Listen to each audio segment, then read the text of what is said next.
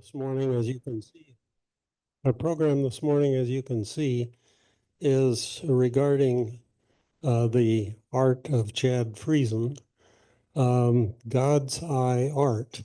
For those of you who may not be on Irvin Beck's mailing list or the Mennonite Amish Exhibit Committee, there are cards here that have one of his paintings reproduced. You'd be welcome to pick up one of these cards. The exhibit is in Goshen College's library gallery, the basement of Good Library, until November 17. So hopefully this morning will also encourage you to go and see the artwork itself in person. The two presenters this morning are Carol Nickel, Chad's mother, and Dean Preheim Bartell.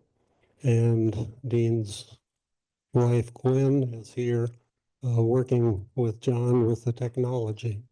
So thank you to all three of you for coming and sharing with us. This introduction was written by Marty Bender, who knew them well and was a friend.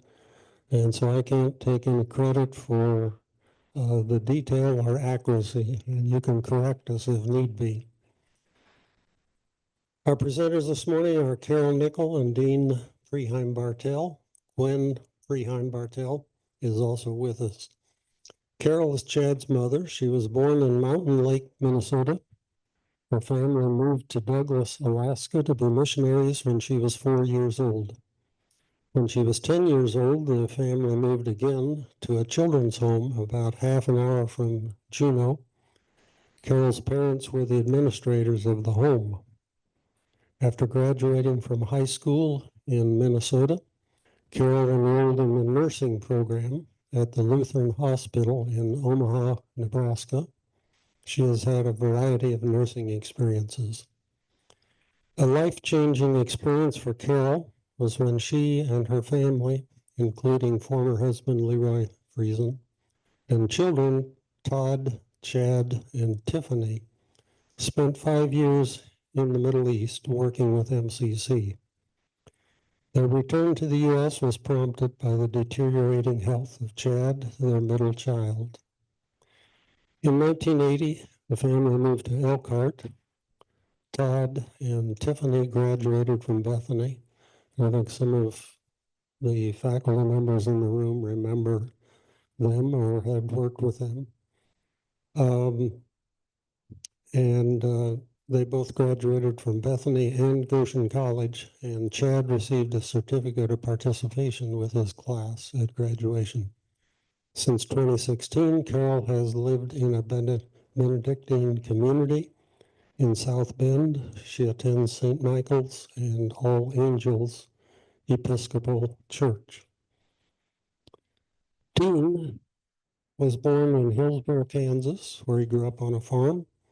He's a graduate of Tabor College, has earned a master's degree in nonprofit administration from Notre Dame.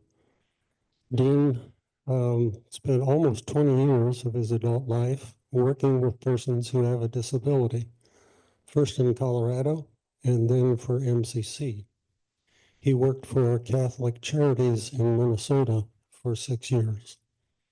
Dean concluded his working life as CEO of Church Community Services in Elkhart. He retired in 2011 due to Parkinson's disease. Dean was the chair of God's Eye Art Incorporated. For 15 of the 20 years it was in operation, and I'll let them tell us more about that project. Welcome, Carol, Dean, and Gwen. We greatly appreciate having you here.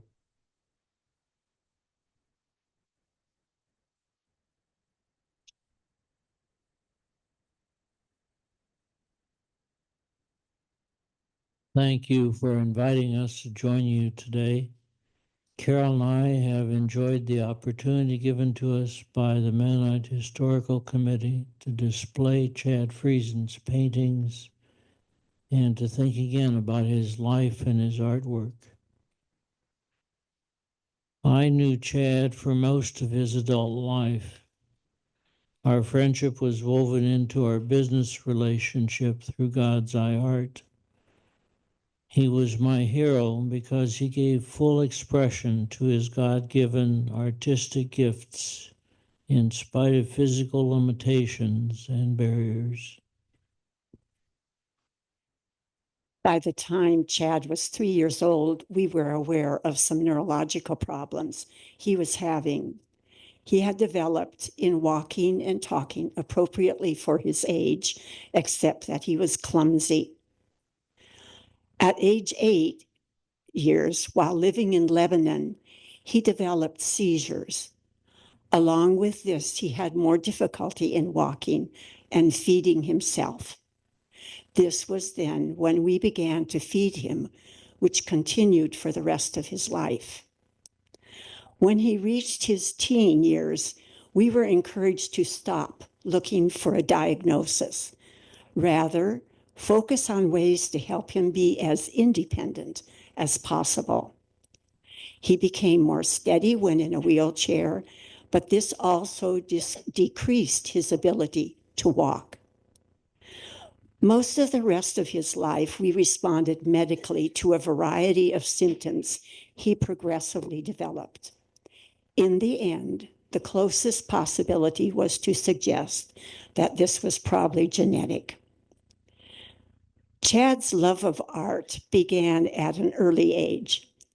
He was about 8 years old when we left Jerusalem.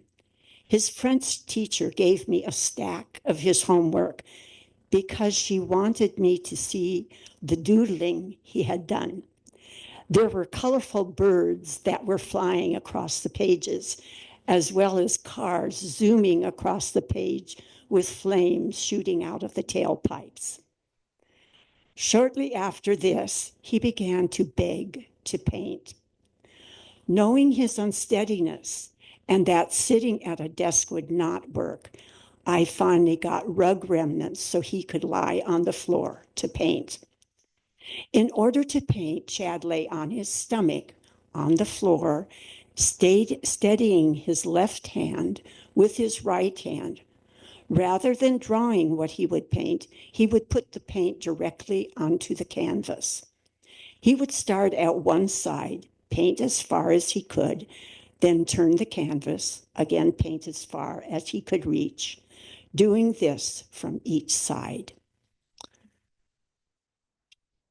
My involvement began in 1991 when our pastor, Willard Roth, suggested that there might be a way for our congregation, Southside Fellowship, which was also Chad's home church, could help this budding young artist. So a small group was formed and we created a for-profit business corporation. And Chad suggested we call it God's Eye Art. So why God's Eye Art? He chose the name God's Eye Art because he remembered the God's Eye above the doors of entrances to Muslim homes entering in the old city of Jerusalem.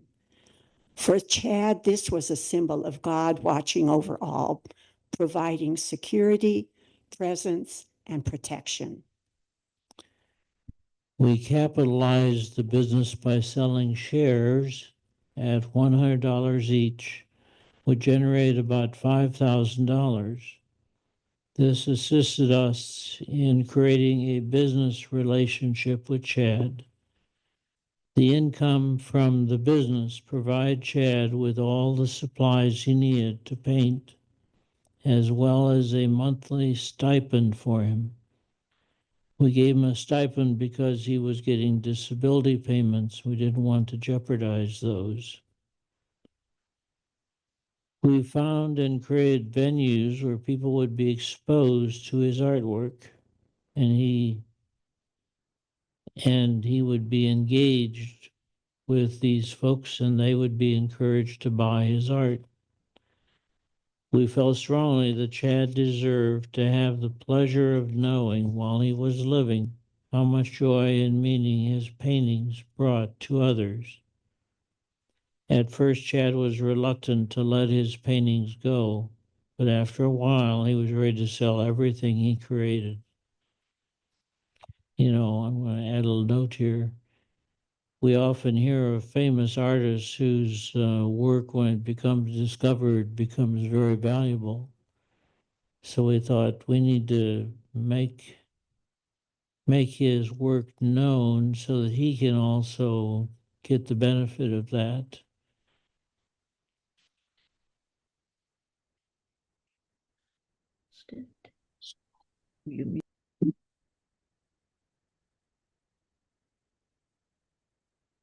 Board of directors of our corporation was made up entirely of Southside parishioners.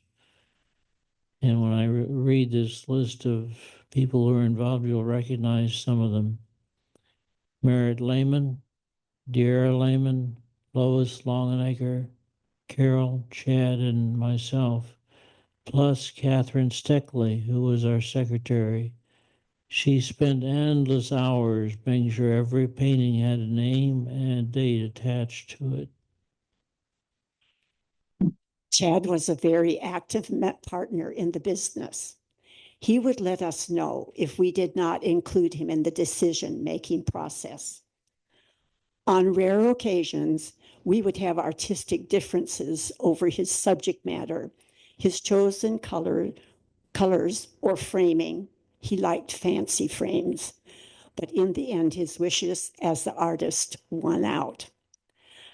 God's Eye art was very significant for Chad and me. It was an affirmation of Chad as an artist. Now we did not need to worry about painting supplies, exhibits, or all that went into framing and selling what he was painting. Besides selling Chad's paintings, God's Eye Art decided to sell Christmas cards, calendars, perpetual calendars, T-shirts, as well as some prints of his more popular paintings. Christmas cards were always popular, so we'd prod him each year in July or August for a new Advent painting we could make into cards. He would complain, "How am I to get inspired in summer to paint about Christmas? If you can find me a real poinsettia plant in August, I'll paint it." We did, and he did. Initially, we assembled the Advent cards by hand in our garage because it was too expensive to have them done professionally. Later, we had Mossberg Printing create the cards for us. The business proved to be a successful venture for Chad, generating between $120,000 and $150,000 during the 20 years we were in business. We estimate that he painted close to 1,000 paintings during his lifetime. And that doesn't include his doodlings and drawings that he produced before God's Eye Art was around.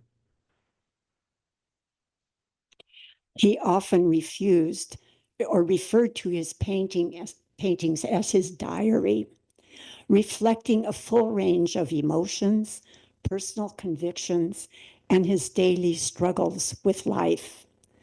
But Chad was not one to dwell on the what ifs or why. To the contrary, his paintings exude a passion for life, hope, even in the dark places, as symbolized by the God's eye in his paintings, and a deep longing for justice in the world. My sister-in-law was a physician in Minnesota. She had one of Chad's clown paintings hanging in her office with a description about him. When a patient came in complaining loudly about the problems of their own health, she directed them to look at the painting and read about the artist. She says they left renewed in hope. Besides clowns, Chad also made masks. His sister Tiffany wrote this about Chad and his clowns and masks. I recognize my brother. Frozen expressions of fine and happy and good, colorful. My eyes turn down at the sad and rage ones. I often wear masks and think clowns are supposed to be funny. Clowns don't use words to convey meaning.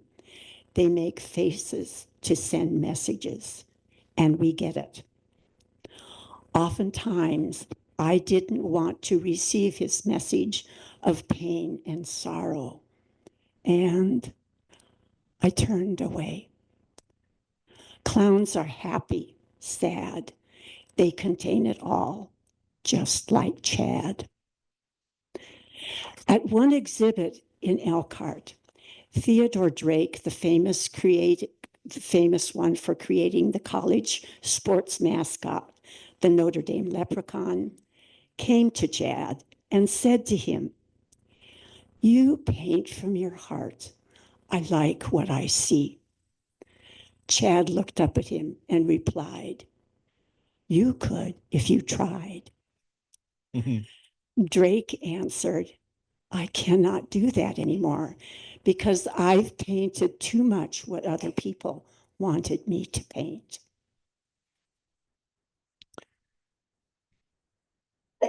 Chad rarely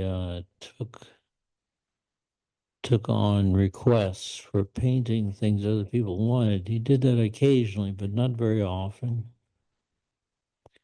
A very spiritual person, painting for Chad often became a form of prayer. While some were prayers of petition, most appeared to be expressions of gratitude. I believe Chad had the ability to see deeply into his subjects, whether flowers or clowns. Some paintings represented his understanding of God's love, compassion, sadness, and anger. God was a dynamic presence for Chad. Peace and justice issues were important values that were reflected in his paintings. When Chad was 8 years old, our family was living in Lebanon, in a mountain village, Beit Mary, above Beirut. This was the spring when the war broke out in Lebanon. It was also the spring when Chad developed seizures. By summer, we needed to return to Jerusalem because the war continued. We could no longer get to Chad's doctor in Beirut, and he had a good doctor in Jerusalem. Later, Chad painted Beirut Remembered. The beginning of seizures for him went along with the war in Lebanon. After this, whenever war broke out in the Middle East, he would be painting a response to the war. I wonder sometimes what Chad would be painting now.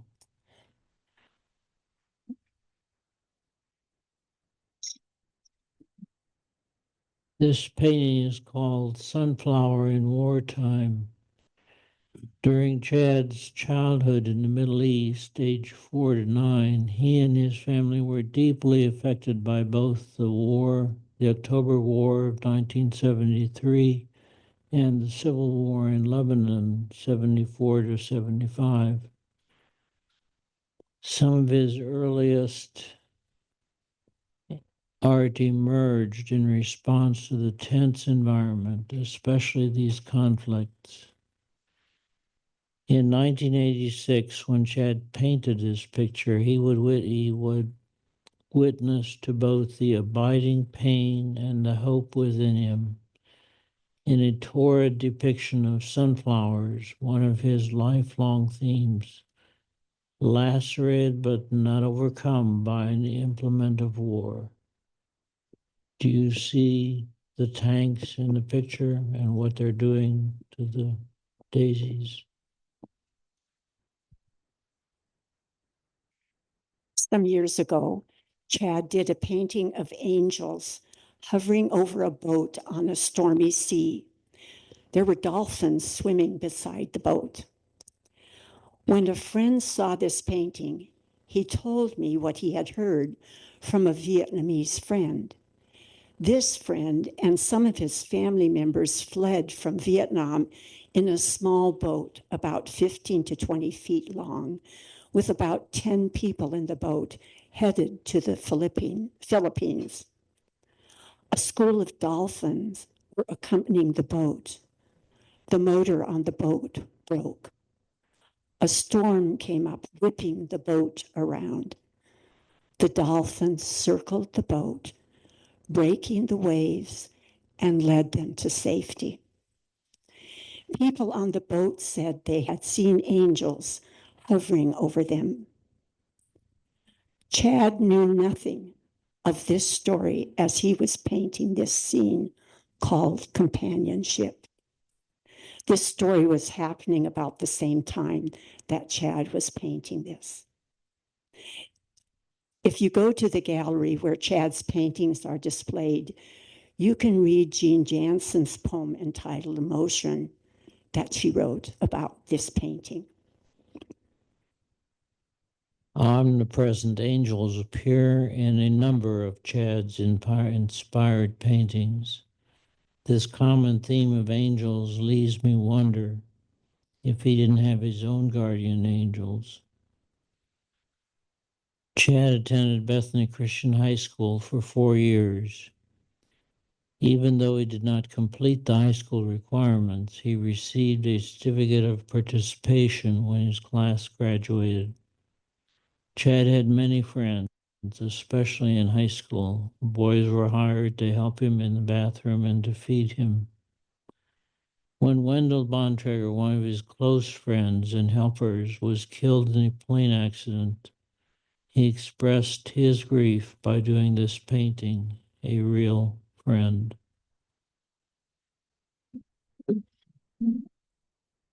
I was always impressed by how he presented himself with a warm and inviting smile. He converted strangers into friends and allies quicker than anyone I've known.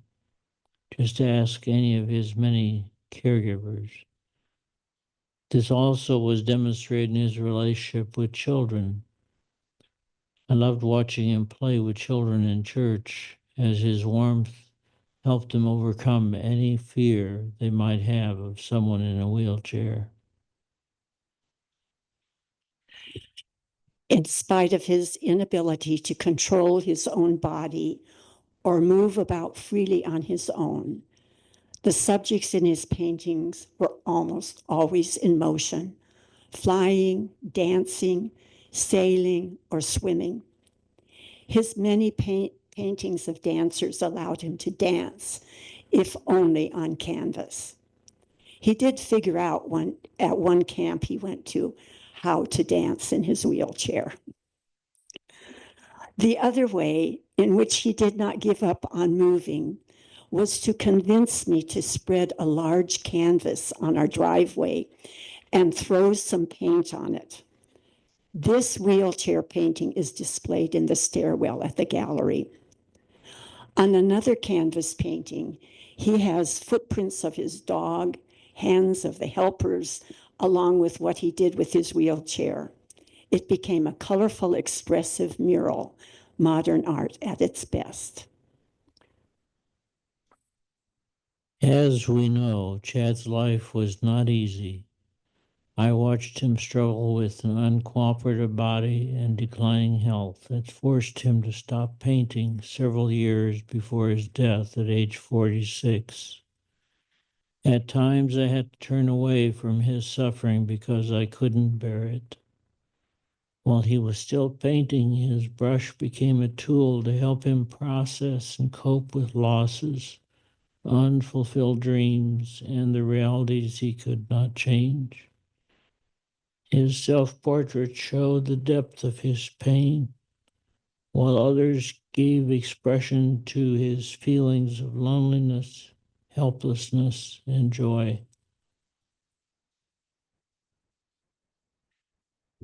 There is more we could say, but let's stop to see if any of you have questions for us.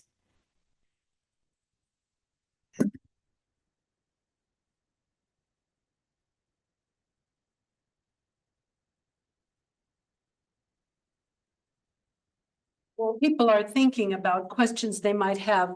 I'd like for you to respond to, you said t-shirts and other things. How did you do that? I mean, that must have been a lot. I don't know, somehow this was a project that Southside had, and we've got lots of people to cooperate with what we were doing.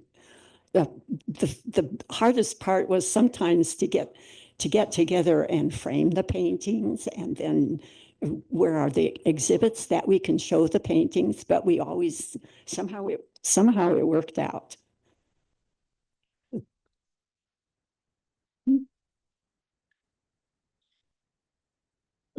How did Chad decide where to put the God's eye once he started putting them on? I don't know, he knew where he wanted to put it, and then he'd have at the time when he could still put the paint on the painting, he'd put the white paint there. But otherwise, sometimes I had to help him with that. Mhm. The other thing I didn't say, one of the things that was amazed me about him, he didn't draw ahead of time what he was going to paint, but he knew the names of all the colors of the paints that we had. And he wouldn't just want one color on there. He often had me put 3 and 4 different colors on top of each other. And I'd think, what in the world? How is this ever going to turn out? But he seemed to know what was going to come out of that color and went ahead and just started painting.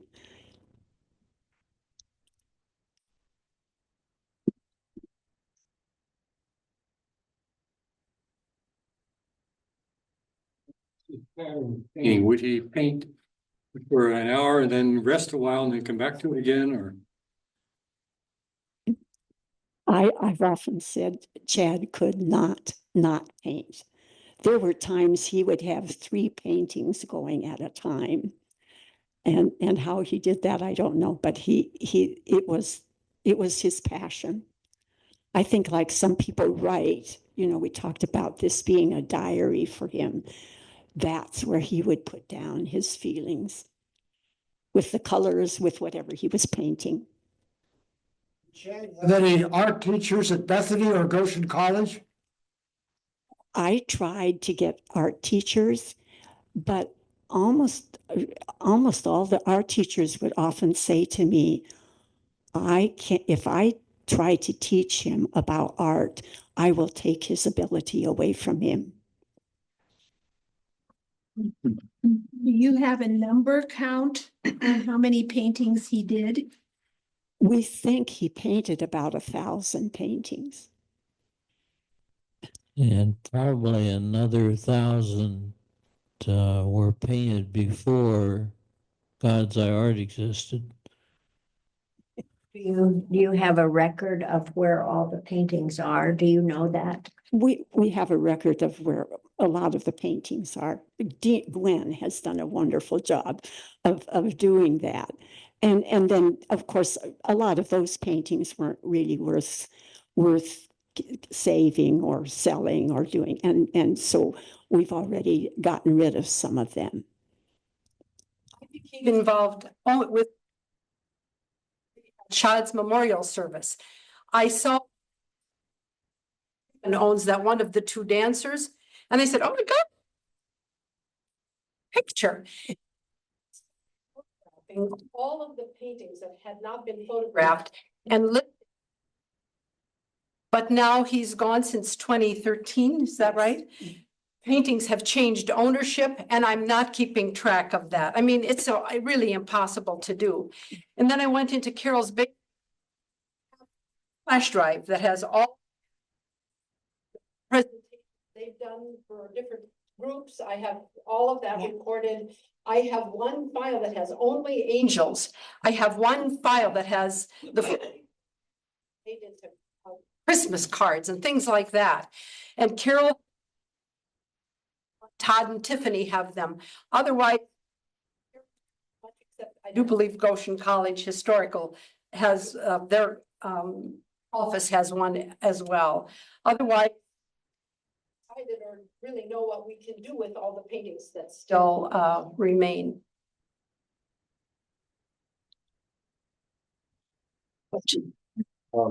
What are the hours of the exhibit and how long will the exhibit continue?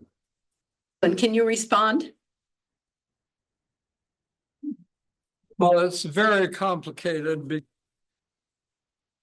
when Monday through Thursday from 8 o'clock in the morning till 11 o'clock at night. So you're really welcome Monday through Thursday. Friday, I think it's from 8 o'clock in the morning till 5 in the afternoon. Saturday, it's closed. Sunday, you can go there today at 1 o'clock and stay there until 11. Library website, you find out when the library is open, because when the library is open. I'm sorry.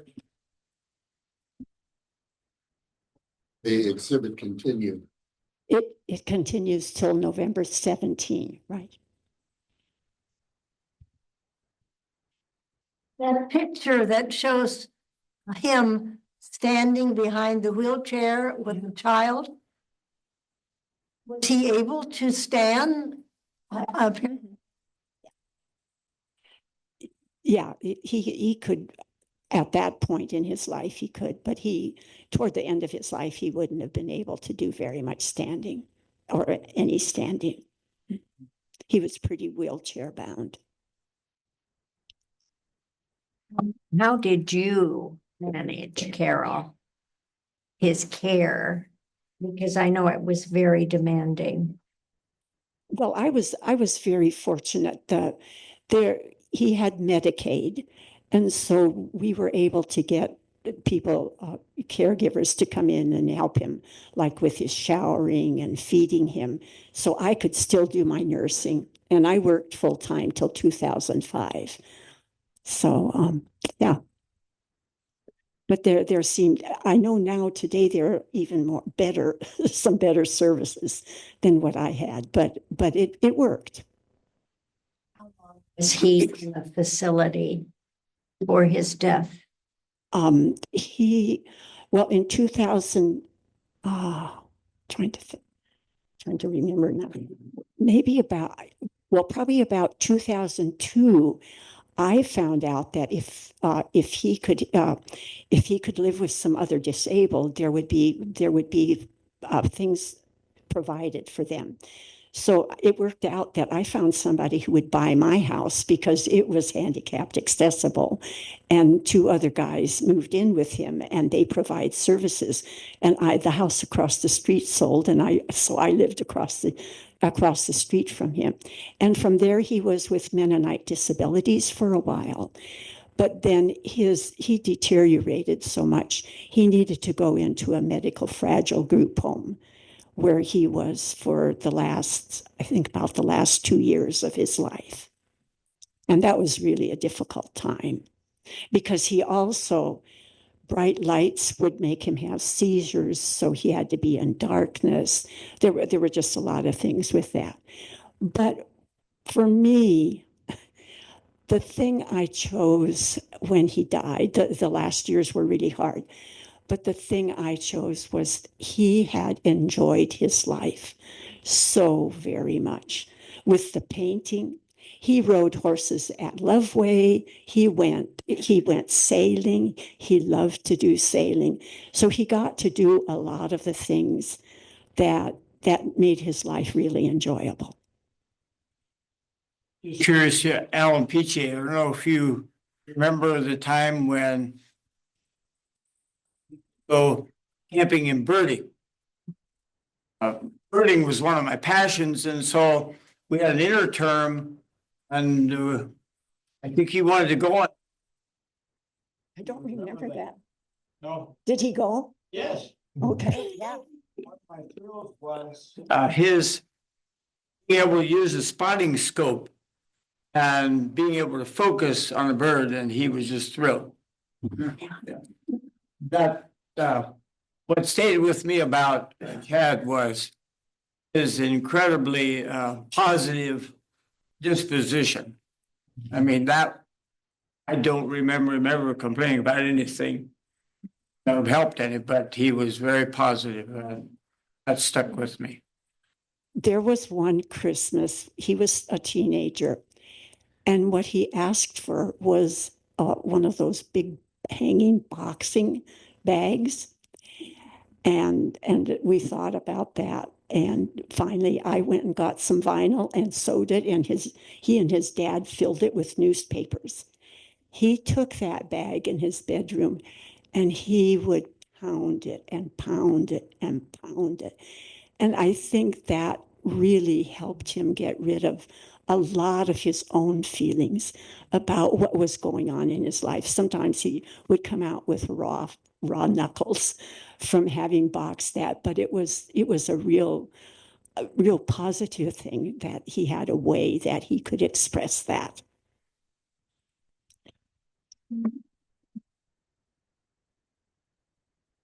I was impressed with one painting of a face. It had two eyes and then an eye on the forehead. So that probably means God's eye was within that person.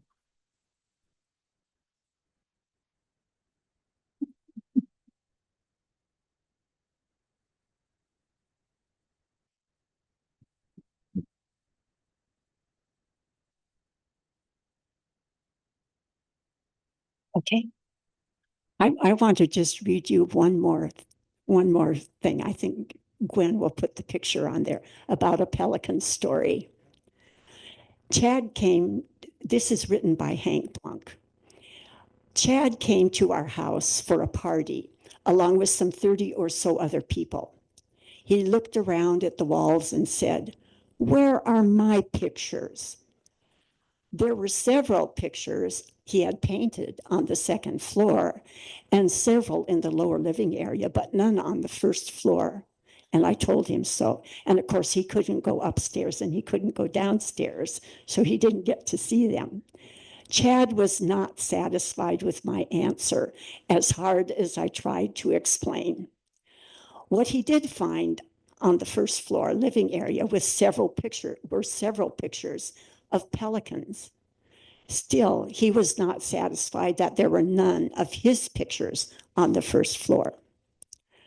Several weeks later, I called him and I said Chad wanted to paint a pelican picture, but could not remember what pelicans looked like.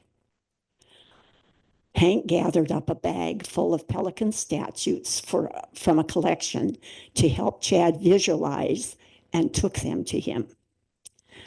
There was one pelican that Hank hoped Chad would paint, but he didn't tell him which one. Also, he suggested that a pelican portrait really didn't need a God's eye of God, which was Chad's unique mark on all his paintings. A few days later, I called Hank. Chad had finished the painting. He'd selected the pelican that Hank had hoped for, and he included the God's eye on the painting. The pelican will always have a prominent showplace in their home, as well as Chad and his eye of God with a place in our hearts. And just an afterthought, the pelican is a Christ symbol for some. Legend has it that when there's no food available, a pelican will strip its own flesh to feed its young. That's the God story.